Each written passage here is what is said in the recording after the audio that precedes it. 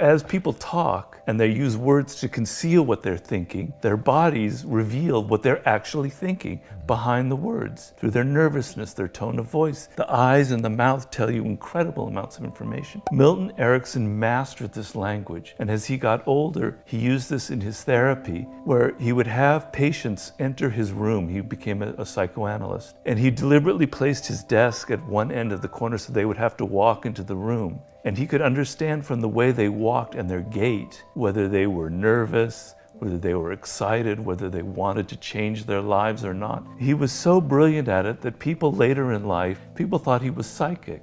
He could literally read your thoughts. It was unbelievable. The point of this story was that humans have this ability to master this second language. When we talk about confidence, it's so many things. It has to do with our posture, the way we present, how we look. Where's our chin? Where are the eyes looking and gazing? Our gestures are loose, but they're smoother. As we walk about, we walk as though we are on a mission. I'm walking out to shake your hand, or I'm walking out to a podium, or I'm walking to where I'm gonna sit. So the less confident we are, the less eye contact we make. The less confident we are, the more reluctant we are to look about. If you imagine confidence on a spectrum with anxiety on one end and confidence on the other, anxiety is predicting failure, and confidence is predicting success. And that is a really important thing to think about, because our expectations massively influence the outcome of things. And like you say there, if people just go into a room and go, I'm amazing, I'm whatever, it's not really gonna work. It is one of those things that is in so many different spectrums and it has so many different meanings.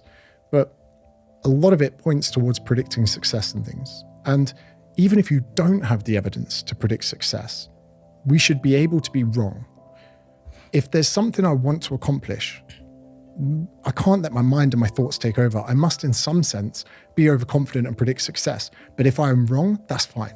But what I can't do is just set every single default to being this isn't going to work. Because if you don't think something's going to work, you've already tripped at the first hurdle. Schools don't teach confidence. Society doesn't really breed confidence, because although on one hand, confidence is essential for innovation, if we don't have confident people, Elon Musk, he was confident enough to say, that rocket, we could land it back on Earth. And people, no, you're crazy. But society doesn't care if you're confident or not. Society doesn't care if you talk to that person or not. Society doesn't care if you get a pay rise. No one in the world is going to come along and care about your levels of confidence. It's something we need to do ourselves. You guys have to understand that confidence is not something, and I've said this for so long, I've dedicated so many years of my life to getting this message out, but it's still not registering with a lot of people, all right? And I want to make this something that you cannot ever forget. You have to understand right now that if you wait for yourself to just naturally feel confident, and you look at other people and you see, oh, that person seems like they've really got their shit together, and they seem so confident all the time, and they always know what to do, and they always listen. You are confusing yourself out of the reality and victimizing yourself unintentionally. And here's what I mean by that.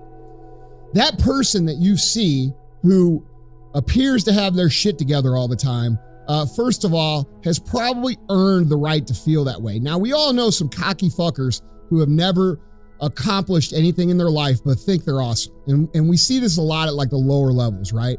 And it's usually the people who think they know everything and that they're so great and but their life doesn't reflect it, that they are, the people that think they know the most. When we talk about the Dunning-Kruger effect, and if you Google that, it'll tell you what it is. But basically, it's a false sense of confidence because you don't really know. And right now we're seeing that a lot in society. We're seeing a lot of people talk about a lot of shit that they fucking have no idea what they're talking about because their favorite celebrity or their favorite influencer who posts pictures of their fucking asshole on the internet is telling them to do that. Okay? So what does real confidence, where does it come from? How do we get it? And how do we make sure that we keep it? Well, here's the thing you need to understand, guys. when you do everything you can, when you, on a daily level, and this is why I talk about Win the Day, which is episode 16 on Real AF. When you literally execute on everything that you could and you do everything that you can, you have no other option but to be moved into a place of confidence. But when you lack confidence, that's where these feelings come from. That's when jealousy creeps in. That's when fear creeps in. That's when insecurity creeps in. And that affects your anxiety levels and the way you think about yourself and the actions that you take. So the first step to curing this is understanding that what you put in, you will get out. What you put in, you will get out, okay? What you put in your body in terms of water, in terms of healthy food, in terms of movement, in terms of positive mental stimulation in the form of reading. When you do those things and you give it everything you have, your confidence level rises. And anybody who's actually completed 75 Hard, and especially the Live Hard program, understands this now, okay? It's a tool that's brought awareness to show them how to create momentum and confidence on demand, and a bunch of other things. But the point I'm trying to make here is that if you never realize that what you put in is what you get out, you are surprised when you put in negativity and you put in alcohol and you put in not training and you put in sitting on the couch and you put in all these other things, and then you're surprised that what you get out is shit. You shouldn't be surprised.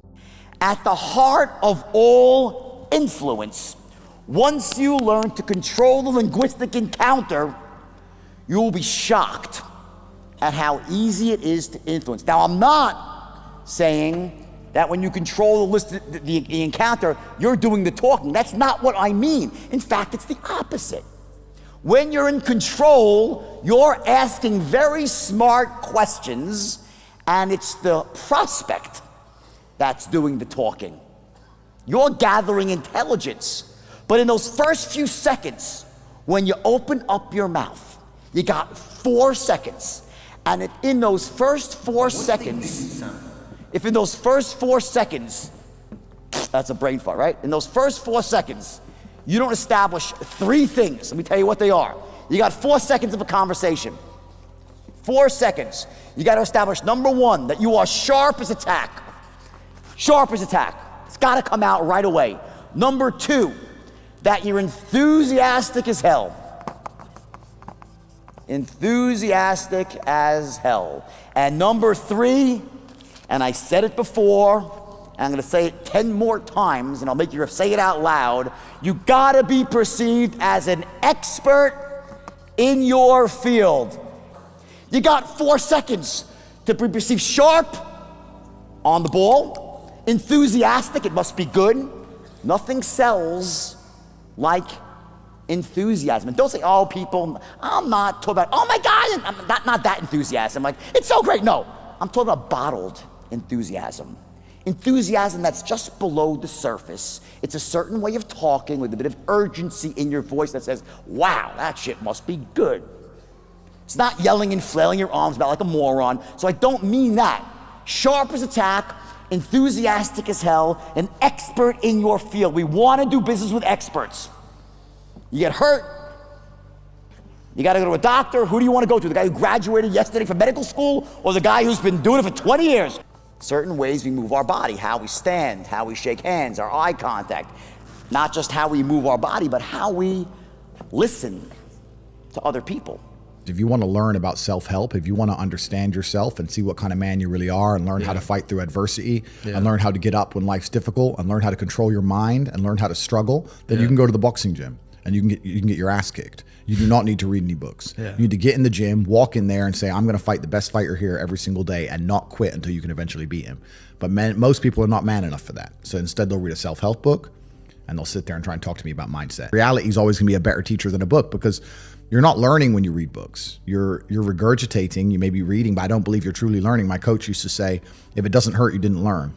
And I think he's completely right. And it's the same with entire life. You see people make the same mistake over and over again until until it eventually goes really wrong. Yeah. And it's only then they'll change. Then they change. So absolutely. I think as a young man, if you want to get your life better, Damn. the most important thing you have are your waking hours. You need to be out competing all the other people on the planet who are hyper competitive. And if you think you have 8 hours to sit there and just read a book, you are wasting your time. You are too slow and you are going to lose against people like me because we're just too quick, too fast. Our networks are too various and large, and we make decisions too quickly and we absorb information too quickly, and you're just behind the time. By the time you're done reading the book, the moves have been made. But it's over, yeah. Game's over. Yeah.